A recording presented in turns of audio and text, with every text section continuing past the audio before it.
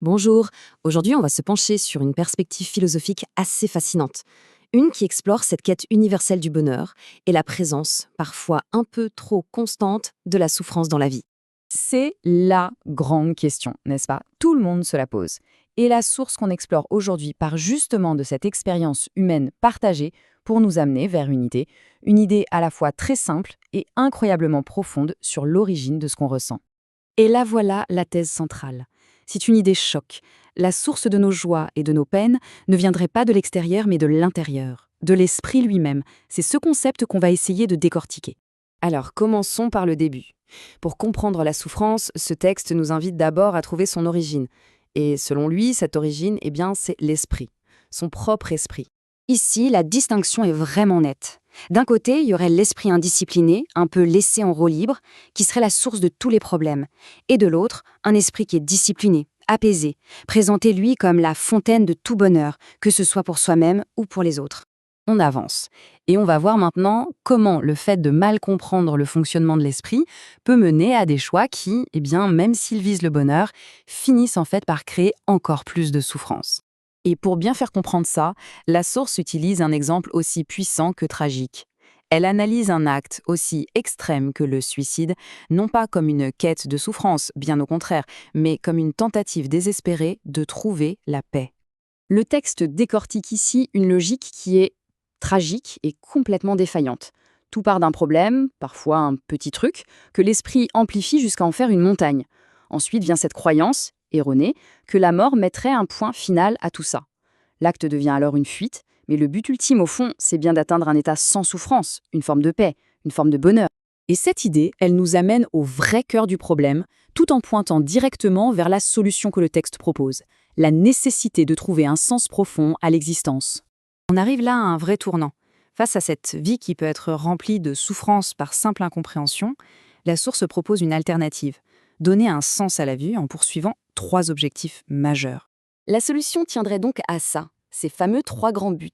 C'est une sorte de cadre en fait, pour transformer une simple existence en une vie qui a vraiment du poids, du sens.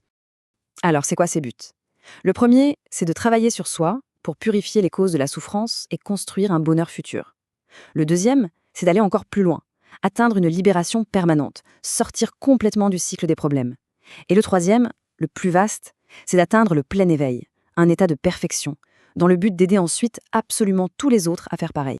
D'accord, mais comment on met ça en pratique? La clé, d'après ce texte, ce serait un changement radical de perspective.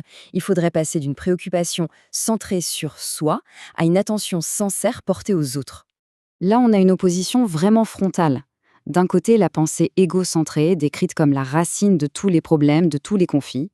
De l'autre, l'esprit qui est tourné vers le bien-être des autres, présenté comme la source de tout le bonheur et de la réussite.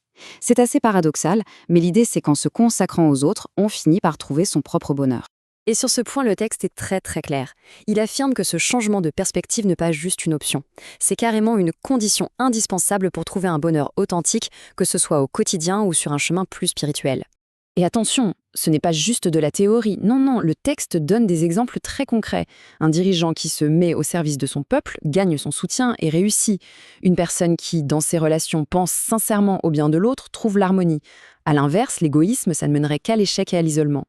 Bon, on arrive à la dernière partie de cette exploration, et c'est un rappel assez puissant à la capacité d'agir et à la responsabilité de chacun.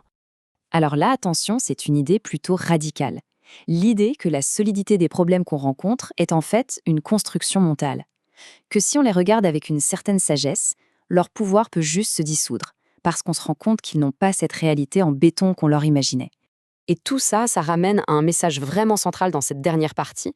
En gros, peu importe l'aide extérieure, les enseignements, l'effort doit venir de l'intérieur.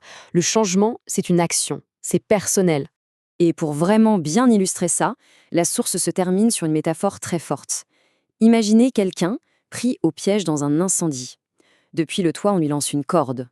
La personne qui lance la corde, elle a fait sa part du travail. Mais si la personne en bas ne l'attrape pas, elle ne peut pas être sauvée. L'aide est là. Le chemin est indiqué. Du coup, la question qui reste en suspens et qui est là pour faire réfléchir, c'est celle-ci. Face à cette corde qui est tendue pour sortir de la souffrance, est-ce qu'on fait vraiment l'effort de la saisir?